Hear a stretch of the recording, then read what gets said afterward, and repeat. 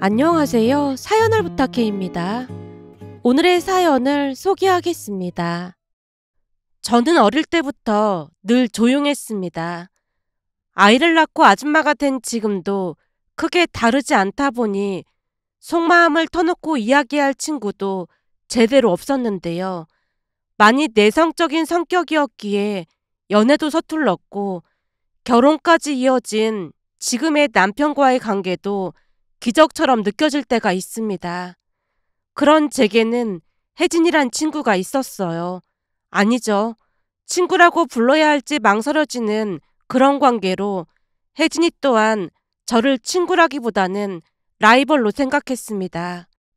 혜진이와는 같은 동네 출신으로 같은 학교를 다니며 혜진이는 제 시험 결과에 항상 집착했어요. 솔직히 그런 혜진이가 부담스러울 수밖에 없었습니다. 1학기 중간고사가 끝나고 성적표를 받던 어느 날 성적표를 받아들고 집으로 가는 길 뒤에서 익숙한 목소리가 들려왔어요. 미연아, 너 몇 등 했어? 다짜고짜 따지듯이 묻는 혜진이를 보며 순간적으로 짜증이 밀려왔지만 언제나 그렇듯 정면으로 맞서기보다는 얼버무리는 쪽을 택했습니다. 그냥 뭐. 제 우물쭈물한 태도가 혜진이의 조급함을 부추겼던 것일까요? 혜진이가 눈썹을 찌푸리더니 세게 몰아붙였어요. 넌 뭘 물어보면 맨날 똑바로 대답을 못하니? 너 등수 한 자리야? 눈치를 보며 대답을 했는데요. 역시나 혜진이 얼굴이 급격히 어두워졌습니다. 사실 저는 3등이었어요. 자세한 등수는 말하지 않았는데 만약 혜진이가 그걸 알았다면 더 난리를 쳤겠지라는 생각이 들었는데요. 혜진이 본인은 공부를 열심히 하지도 않는데 왜 그렇게 제 성적에 집착을 하는 것인지 늘 이해가 되지 않았어요. 하지만 시간이 지나면서 조금씩 알게 되었습니다. 혜진이는 유독 제게 묘한 감정을 보이곤 했는데 그 감정의 원인은 혜진이 엄마로부터 비롯된 것이었어요. 혜진이네 엄마는 늘 혜진이와 저를 비교하곤 했거든요. 미연이는 공부를 참 잘하는데 넌 대체 왜 이러는 거야? 우리가 못해준 게 뭐가 있다고 맨날 미연이한테 지냔 말이야. 예전부터 그 말을 수도 없이 들었습니다. 가끔 동네에서 혜진이 엄마와 혜진이를 마주칠 때면 혜진이 엄마가 머리부터 발끝까지 훑어보는 게 느껴질 정도였습니다. 그렇게 얼마 뒤 저는 이화여대에 합격했고 서울로 향할 날만 손꼽아 기다렸던 반면 혜진이는 지역에 있는 국립대에 진학했는데요. 어느 날 지나가다 들어보니 골목 끝에 자리한 작은 마당에서 익숙한 고함 소리가 들려왔습니다. 넌 대체 누굴 닮아서 그렇게 머리가 안 좋은 거니? 그날은 할머니와 함께 걷다가 그 소리를 듣고 걸음을 멈췄는데요. 내가 너한테 서울대를 가라고 했어? 그냥 미연이보다 좋은 학교 가라고 했잖아. 근데 그걸 못해? 혜진이 엄마의 목소리가 골목에 쩌렁쩌렁 울려 퍼졌습니다. 할머니가 그냥 지나가자며 제 팔을 잡아 끌었지만 무심코 그 마당을 흘끗 봤더니 혜진이가 고개를 푹 숙이고 있었어요. 마당 한가운데에 서서 조용히 발끝만 내려다보고 있었거든요. 미연이는 너처럼 학원도 안 다녔어. 혼자 독학해서 이대를 붙었는데 넌 대체 뭘 했길래 그 모양이야. 순간 할머니가 제 손을 잡아 끌었고 발걸음을 재촉했는데요. 집에 도착하자마자 할머니가 조용히 입을 열었습니다. 오다 보니까 혜진이 엄마가 또 혜진이를 쥐잡듯이 하더라. 엄마가 한숨을 쉬며 고개를 저었어요. 하루 이틀도 아니고 대체 왜 저러는 건지 모르겠어요. 그러게 말이다. 그때 일이 언제적 일인데 아직도 저러는 걸 보면 참 칭하다니까. 할머니가 혀를 끌끌 차는 모습에 호기심이 일었기에 제가 두 눈을 반짝이며 물었습니다. 할머니, 언제적 일이라니? 그게 무슨 소리야? 그러자 할머니가 순간 말을 삼키다 다시 입을 열었어요. 혜진이 엄마가 저러는 건 다 네 엄마한테 질투가 나서 그래. 질투라니? 무슨 일이 있었던 거야? 제가 묻자 할머니가 잠시 망설이다가 무언가 말하려고 하던 찰나 엄마가 급히 끼어들었습니다. 어머님 애한테 그런 소리는 뭐하러 하세요? 미연이도 다 컸는데 이제는 얘기해줘도 되겠구만. 뭘 호들갑이야. 그래도 괜히 나 뜨거우니까 하지 마세요. 엄마가 손을 내저으며 방으로 들어가 버렸지만 할머니가 의미심장한 미소를 지으며 낮은 목소리로 말을 이어갔어요. 말도 마라. 혜진이 아빠가 네 엄마를 허구한 날 따라다녔어. 혜진이네 아빠가 엄마를? 그럼 짝사랑을 했단 말이야? 그렇지. 그것도 아주 지독한 짝사랑이었다니까. 울고불고 난리도 아니었거든. 놀라서 할머니를 바라봤는데 전혀 예상하지 못한 이야기였거든요. 근데 네 엄마는 이미 네 아빠를 마음에 두고 있었거든. 혜진이 아빠는 계속 들이대고 네 엄마는 계속 거절하고 그런데도 포기를 않더라고. 혜진이 아빠가 정신을 못 차리고 계속 그러니까 결국 네 엄마 아빠가 서둘러서 결혼한 거잖아. 할머니의 말에 퍼즐 조각이 맞춰지듯 이해가 됐어요. 그래서 아빠가 대학 다니던 도중에 결혼을 한 거구나? 네 아빠가 너무 걱정돼서 다니던 학교를 그만두고 내려온다고 하니까 어쩔 수 없이 그냥 후다닥 결혼을 시켜버렸지. 그래서 대학 근처에 월세방 하나 얻어주고 네가 거기서 태어난 거잖아. 그때를 떠올리는 듯 할머니가 피식 웃었습니다. 그때 네 엄마 아빠도 아주 절절했지. 그 견우와 직녀 저리 가라였다니까. 그 말이 엄마 귀에까지 들렸던 것인지 방에 있던 엄마가 갑자기 문을 벌컥 열었습니다. 어머님, 애한테 무슨 그런 소리를 하세요. 내가 못할 말한 것도 아니고 니들 둘이 아주 절절한 사랑을 했다고 말해주는 거잖니. 엄마가 얼굴이 빨개져서 어쩔 줄 몰라 했지만 할머니는 여전히 태연한 표정이었어요. 암튼 네 엄마 아빠가 결혼하고 난 뒤에도 혜진이 아빠는 정신을 못 차렸어. 동네가 하루도 조용할 날이 없었다니까. 그러다가 겨우 혜진이 엄마 만나서 결혼했지. 할머니가 의미심장한 목소리로 말을 이어갔습니다. 근데 할아버지가 아파서 내가 힘들어지니까 네 엄마 아빠가 다시 이 동네로 돌아왔는데 혜진이 엄마 입장에서는 눈에 가시 같지 않았겠어. 그래서 혜진이 엄마가 엄마를 싫어했던 거네? 그렇지. 혜진이 아빠 첫사랑을 눈앞에서 매일같이 마주쳐야 했으니 얼마나 꼴보기 싫었겠어. 그 감정을 혜진이한테 다 풀었던 거겠지. 근데 그때 일이 벌써 한참 전 일인데 너무 심한 거 아니야? 그러게 말이다. 혜진이 아빠는 이제 정신 차리고 잘 살고 있는데 혜진이 엄마는 아직도 못 놓고 저러고 있잖아. 그제서야 혜진이 엄마의 태도를 이해할 수 있을 것 같았는데요. 질투라는 감정이 어마어마한 것이라는 걸 다시 한번 느꼈다고 해야 할까요? 문제는 그 질투라는 감정이 마치 대를 잇듯 혜진이에게도 이어졌다는 거였습니다. 하지만 그 이후 혜진이와는 한동안 마주칠 일이 없었어요. 저는 대학생활을 하기 위해 서울로 올라갔고 혜진이는 지역에 있는 대학에 들어갔으니까요. 저는 서울에서 대학생활을 하면서 조용히 학교를 다녔고 친구 2명도 저와 성향이 비슷했다 보니 우리는 오로지 공부에만 집중했습니다. 그러다 보니 성적은 늘 상위권이었어요. 하지만 졸업이 다가오자 현실적인 고민이 밀려왔는데요. 여러 곳에서 면접을 봤지만 내성적인 성격 탓에 자기 어필이 쉽지 않았습니다. 지원서를 내고 면접을 보고 결과를 기다리는 과정이 반복될수록 자신감은 점점 바닥을 쳤어요. 게다가 동기들의 취업 소식이 들려올 때마다 마음이 조급해졌고 그때마다 저도 모르게 한숨이 나왔습니다. 그러던 어느 날은 엄마가 서울로 올라오셨는데요.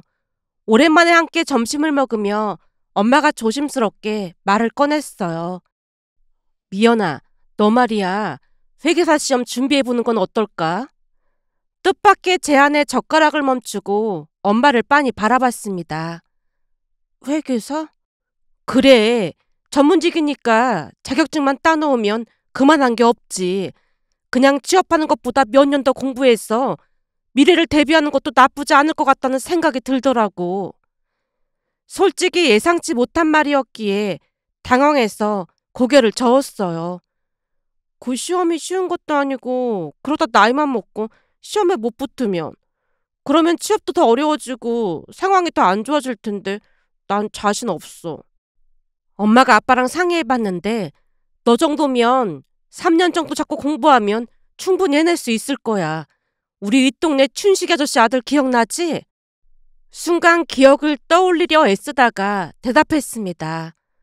그 오빠 이름이 현우인가 그랬지? 그래 현우. 너보다 4살 많나 그랬잖아. 공부도 너보다 못하고 그래서 지방에 있는 대학 갔는데 군대 다녀오고 늦게나마 정신 차리고 공부해서 노무사 시험에 합격했다더라. 초반에는 노무법인인가 거기서 경력을 쌓다가 이번에 대기업에 옮겼다는데 조건이 아주 좋다고 현우 엄마가 자랑자랑을 했다니까. 노무사 시험이 쉬운 시험이 아닐 텐데 대단하네. 그러니 너 정도면 3년 정도 공부하면 되지 않겠어? 우리가 뒷바라지 해줄 테니까 한번 해봐. 엄마 아빠가 해줄 수 있는 여력이 돼서 말 꺼낸 거니까 걱정하지 말고 한번 시작해봐. 엄마가 몇 번이나 당부하고 집으로 내려갔는데요. 회계사 시험이 결코 쉬운 시험이 아니다 보니 진지하게 고려해 본 적이 없었습니다.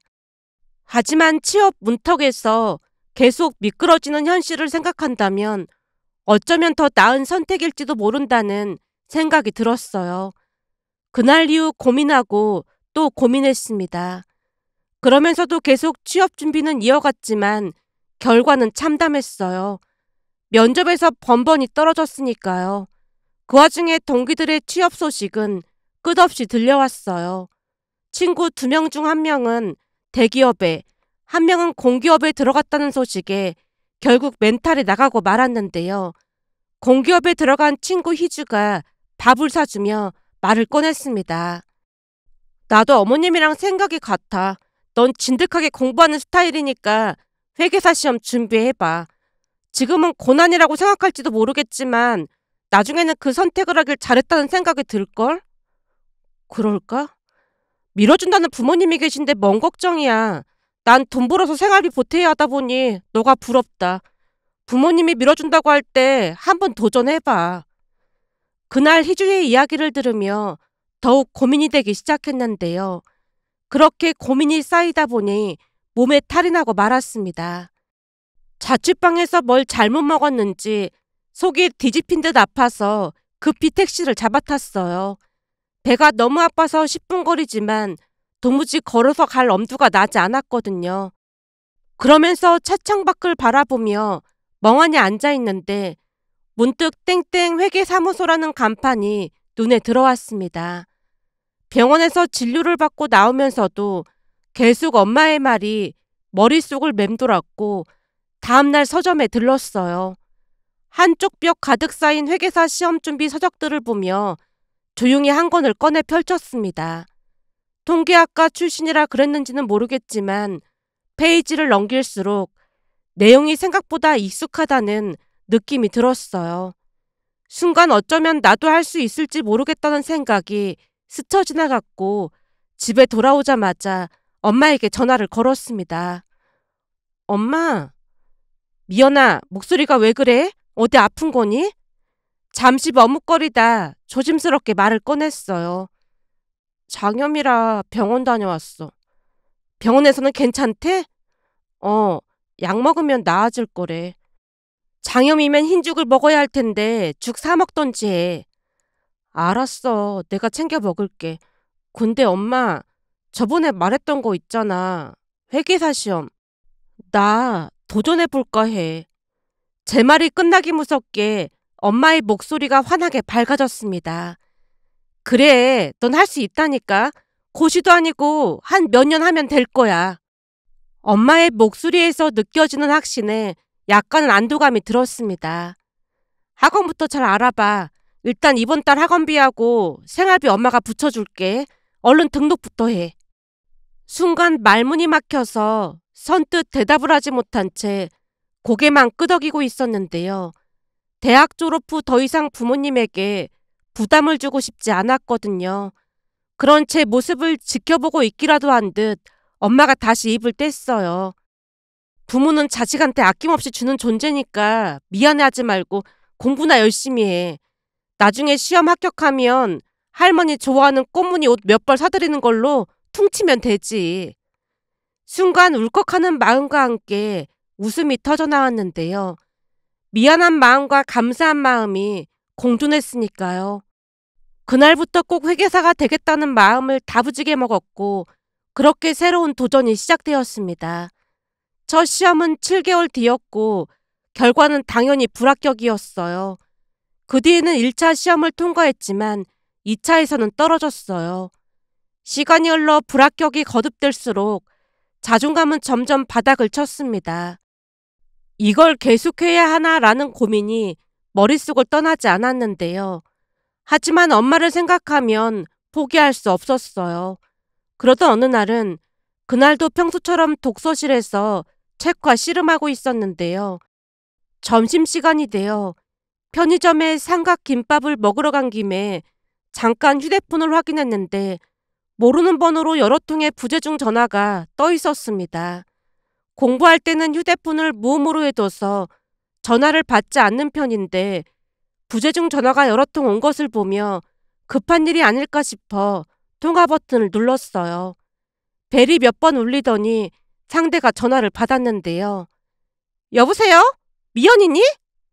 익숙치 않은 낯선 목소리에 잠시 당황하다가 입을 뗐습니다. 누구세요? 미연아, 미연이 맞지? 나 혜진이야. 우리 동네 혜진이? 그래, 나 혜진이야. 근데 진짜 오랜만이다.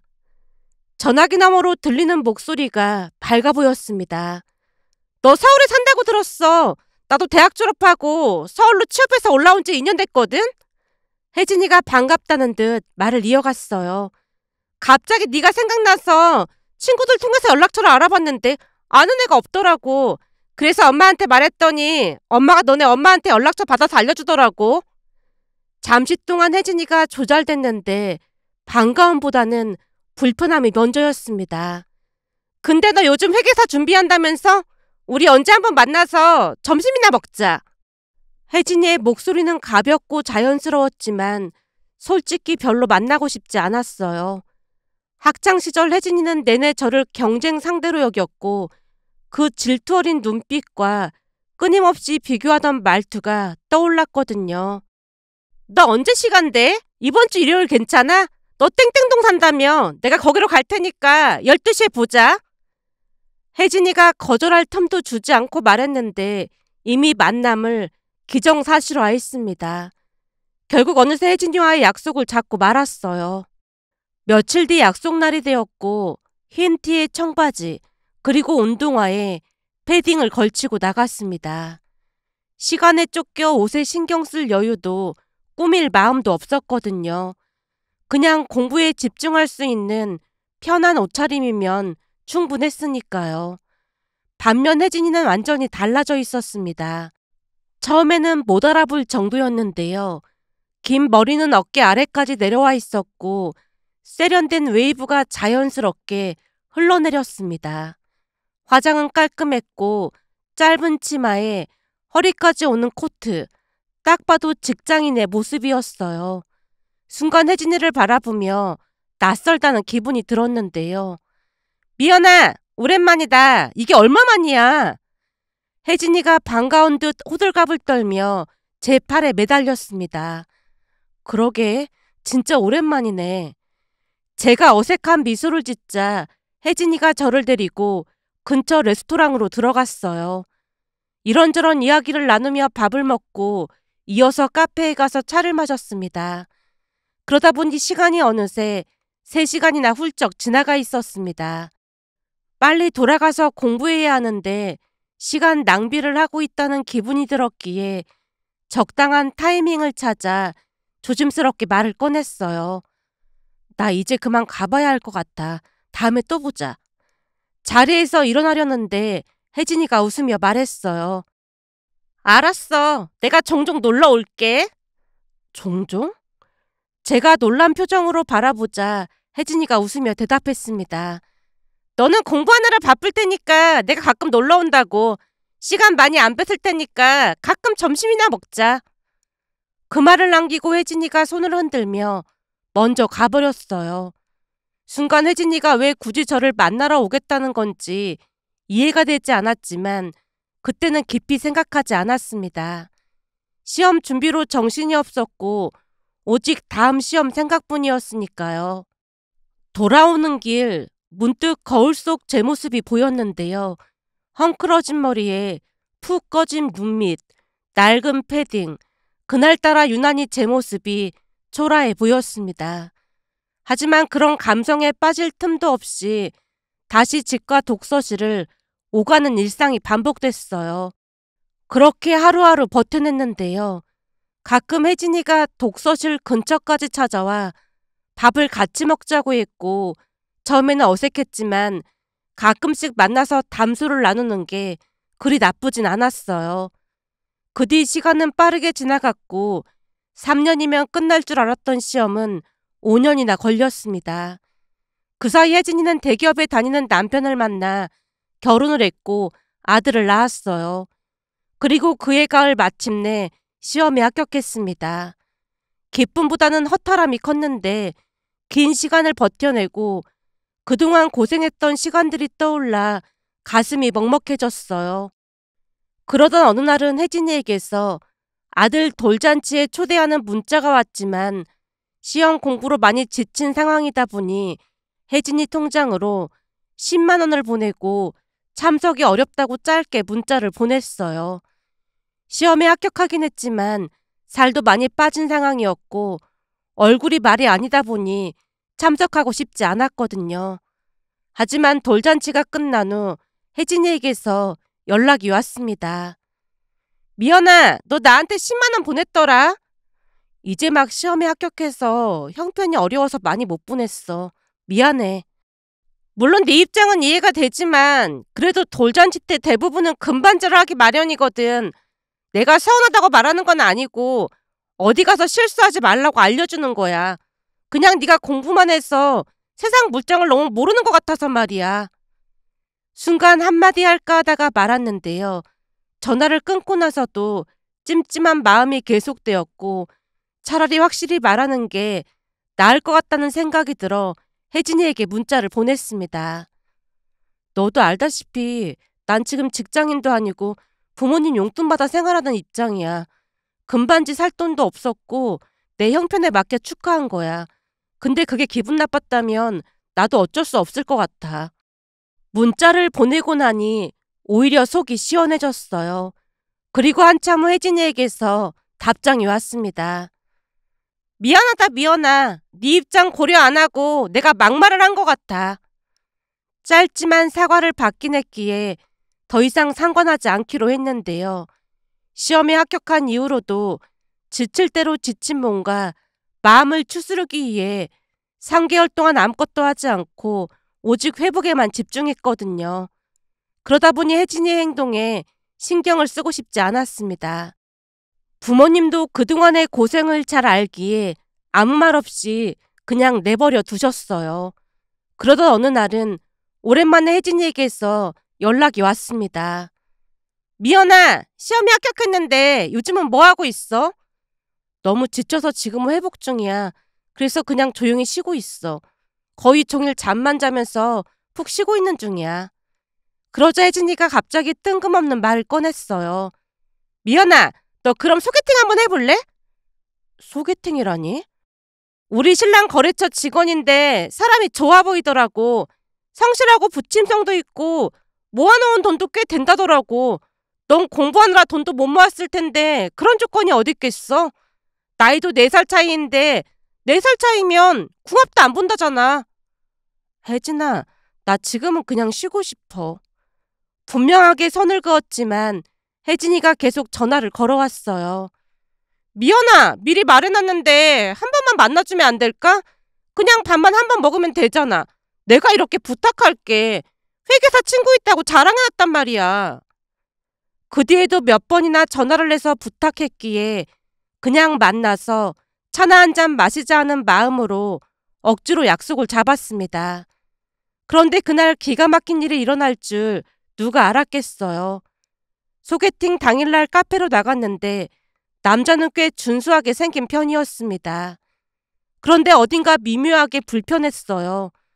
대화가 자연스럽게 이어지지 않았고 그가 제 질문에 대답할 때마다 뭔가 부자연스럽다는 느낌이 들었거든요. 그래도 분위기를 맞춰가며 이야기를 하다가 그냥 형식적인 질문을 이어가던 중 남자 입에서 뜻밖의 말이 새어나왔습니다. 혹시 혜진 씨한테 못 들으셨어요? 네? 무슨 말씀을 하시는 건지요? 아무래도 못 들으신 것 같아서 말씀드리는 건데 사실은 저 결혼했다가 재작년에 이혼했습니다. 순간 그 자리에 얼어붙어 버리고 말았는데요. 사실 제가 이혼 경험이 있다 보니까 다시 누군가를 만나기가 꺼려져서 계속 거절했는데 혜진 씨가 좋은 사람이라고 하도 만나보라고 닥달을 해서 나왔거든요. 그 말을 들으며 모든 퍼즐이 맞춰졌는데요. 혜진이가 일부러 그랬다는 것을 단박에 알 수 있었습니다. 하지만 소개팅 자리에서 티를 낼 수는 없었기에 애써 평온한 표정을 유지하며 좋게 이야기하고 자리를 마무리했는데 돌아오는 내내 속에서 뭔가가 부글부글 끓어올랐습니다. 결국 그날 저녁 혜진이에게 전화를 걸었어요. 몇 번 벨이 울리고 나서 혜진이가 전화를 받았는데 바로 쏘아붙였습니다. 나한테 소개해준 사람 이혼한 거 알고 있었지. 근데 왜 나한테 아무 말도 안 했어? 아, 그게 말이야. 너 지금 나랑 뭐 하자는 거야? 내가 오랫동안 공부만 하니까 세상 물정 모른다고 웃어 보였던 거야? 제 목소리가 분노로 떨리고 있었는데요. 비단 그 사람이 이혼한 사람이라서 그랬다기보다는 그 사실을 일부러 숨긴 것과 소개팅 남자에게도 굳이 강요해서 만나게 했다는 사실에 분노가 치밀어 올랐습니다. 혜진이의 속내가 불쾌하기 그지 없었으니까요. 그런데 혜진이의 대답이 더 가관이었어요.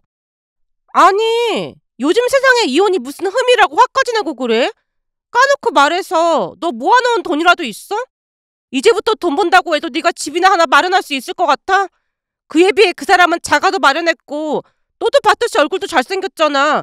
그 정도면 너한테 감지덕지한 거지. 뭐? 감지덕지? 그래, 감지덕지. 네가 세상 물정을 너무 몰라서 그러는 것 같은데 지금 이 상황은 나한테 뭐라고 할 게 아니라 오히려 감사 인사를 해야 맞는 거야. 그 순간 친구와의 관계를 더 이상 이어가서는 안 되겠다는 확신이 들었어요. 더 이상 너랑 말 섞기 싫으니까 앞으로 연락하지 말아줘. 그냥 각자 인생 살자. 전화를 끊자마자 바로 혜진이 전화번호를 차단했습니다. 혜진이는 여전히 제게 열등감에 사로잡혀 있는 것 같아 보였으니까요. 그때 혜진이를 완전히 지워버린 채 지냈습니다. 그렇게 시간은 흘러갔고 저는 어느덧 30대 중반이 되었어요. 남들은 회계사들이 돈 잘 번다고 부러워했지만 실상은 야근에 시달리며 저녁 없는 삶이 당연한 일상이었습니다.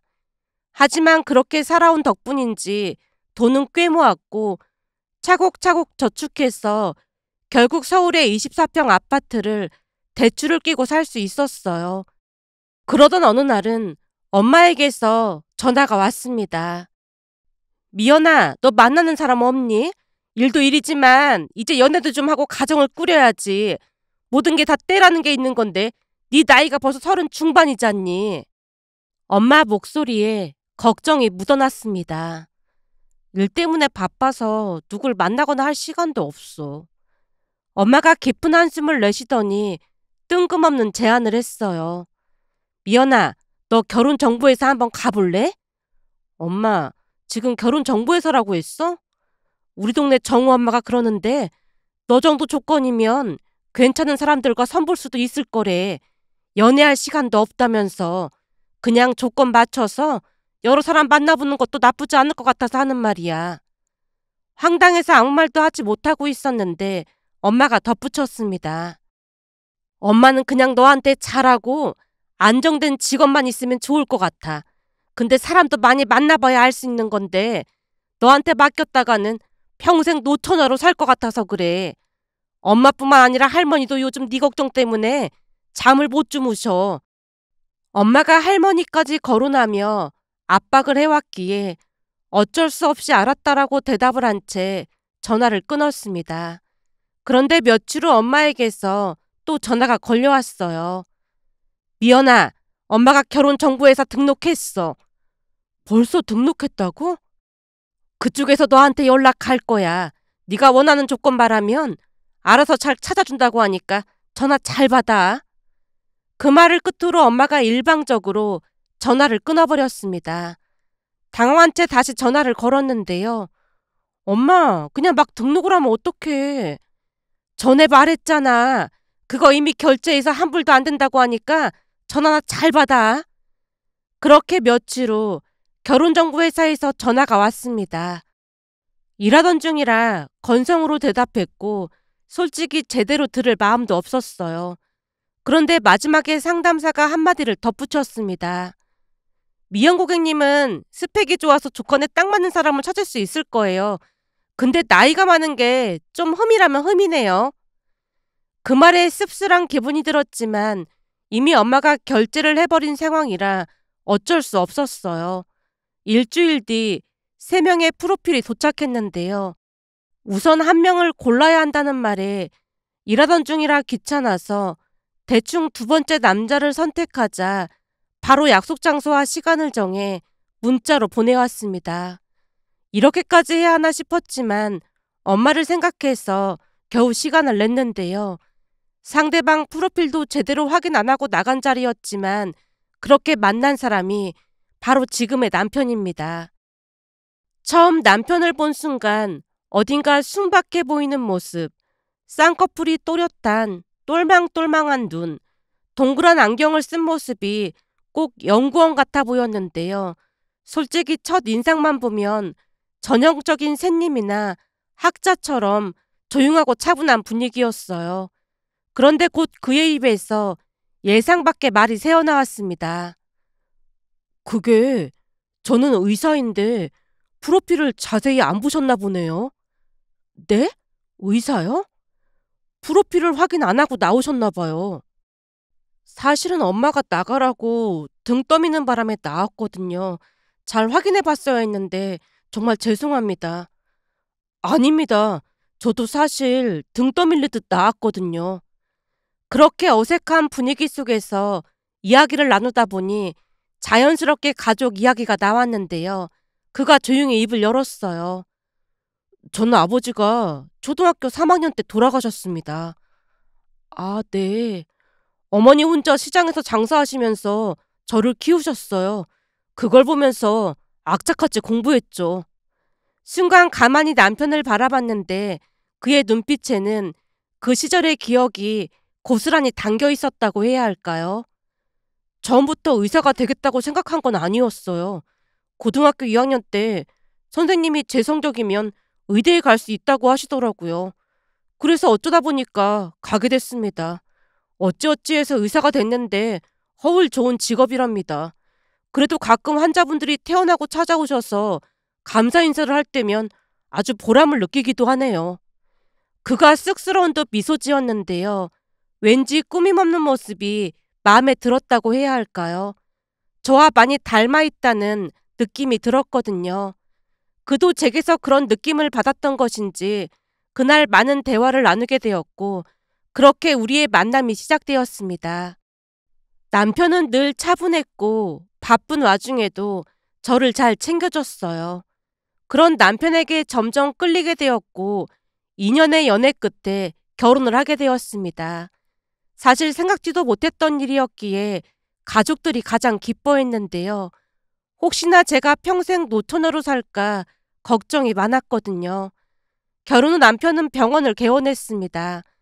개원 준비로 바쁜 날들이 이어졌지만 남편은 항상 환자들을 위한 병원을 만들겠다고 했어요. 그런데 개원을 앞두고 남편이 제게 뜻밖의 제안을 했습니다. 자기 회사 다니면서 스트레스 많이 받잖아. 남편이 잠시 뜸을 들이다가 말을 이어갔어요. 그만두고 병원 관리도 하고 회계 업무도 같이 맡아보는 건 어때? 순간 놀라서 남편을 바라봤는데요. 맨날 힘들게 그러는 것보다 나을 것 같아서 한번 고려해 보라는 거야. 그렇게 남편 병원에서 일을 하게 되었습니다. 무엇보다도 워라밸이 확실히 좋아졌어요. 남의 눈치를 보며 야근할 필요도 없었고 무의미한 보고서 작성에 시간을 허비할 필요도 없었거든요. 일과 생활의 균형이 맞춰지자 표정도 한결 밝아졌습니다. 가장 행복해하는 사람은 엄마였어요. 걱정이 없어졌다며 많이 좋아했으니까요. 그러던 어느 날은 친정에 갔더니 할머니가 조심스레 말을 꺼냈습니다. 미연아, 혜진이 말이야. 오랜만에 듣는 이름이다 보니 멈칫했는데요. 혜진이 대기업 다니는 남편 만나서 잘 살고 있잖아. 그게 지금 동네에 소문이 파다한데 말이야. 혜진이 남편이 그 뭐라더라? 뒷돈? 그러니까 업체한테 돈을 받아먹다 걸려서 난리가 났다지 뭐니. 그 바람에 퇴직금도 못 받고 잘리게 됐다지 뭐야. 뭐? 뒷돈? 그래. 게다가 주식 투자를 해서 잃은 돈도 수억이 된다는데 저번 달에는 그 혜진이 시어머니가 찾아와서는 손자를 데리고 간다고 난리를 치다가 돌아갔는데 그 바람에 동네가 시끌시끌했어. 남편이 사고를 쳤는데 시어머니가 왜 손자를 데리고 가? 혜진이가 이혼하겠다고 집을 나갔다잖니. 그래서 그런 거 아니겠어. 근데 며칠 전에 혜진이 엄마를 봤거든. 얼굴이 너무 변해서 처음에는 같은 사람이 맞나 싶더라니까. 사실 계속 네가 취업을 못하고 회계사 시험 떨어진다고 했을 때 혜진이 엄마가 좋아서 방실방실 웃고 다녔거든. 근데 요즘은 도통 집 밖으로 나오지도 않지 뭐니. 그러게 사람이 마음 심보를 곱게 써야 한다니까. 할머니가 조용히 한숨을 내쉬었는데요. 그 모습을 보며 문득 제게 이혼남을 소개해주던 혜진이의 얼굴이 떠올랐습니다. 그러면서 한치 앞을 알 수 없는 것이 사람 인생이란 생각과 함께 겸손하고 바르게 살아야 함을 다시 한번 깨닫게 되어 이렇게 글 남겨봅니다. 오늘의 사연은 여기까지였습니다. 즐겁게 보셨다면 구독, 좋아요 부탁드립니다. 고맙습니다.